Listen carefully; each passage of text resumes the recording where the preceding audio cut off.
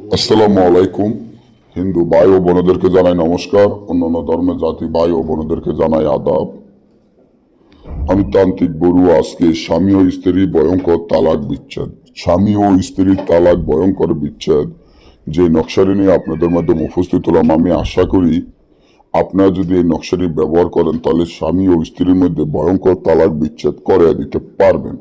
তো স্বামী ও স্ত্রীর তালাক বিচ্ছেদ করাইতে গেলে কি কি লাগবে বা কি কি প্রয়োজন বা কেমনে করলে আপনাদের স্বামী ও স্ত্রীর মধ্যে তালাক বিচ্ছেদ হয়ে যাবে তার সম্পূর্ণ ভিডিওটি আপনারা যদি ভালো মতো বুঝে শুনে কাজ করেন, আমি 100% শিওর দিতে পারবো যে স্বামী ও স্ত্রীর মধ্যে তালাক বিচ্ছেদ হয়ে যাবে।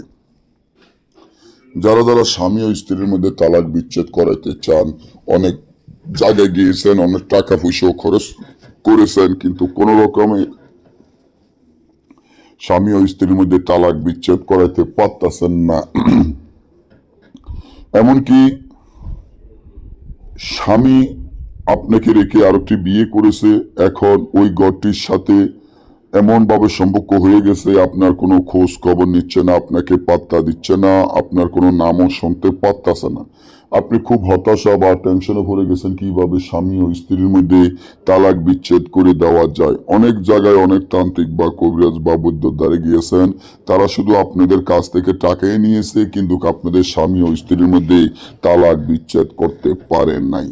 তাই আজকে আমি যে ভিডিওটি দিয়ে দিলাম, আমি আশা করি এই তাবিজের মাধ্যমে স্বামী ও স্ত্রীর মধ্যে তালাক বিচ্ছেদ করে দিতে পারবেন।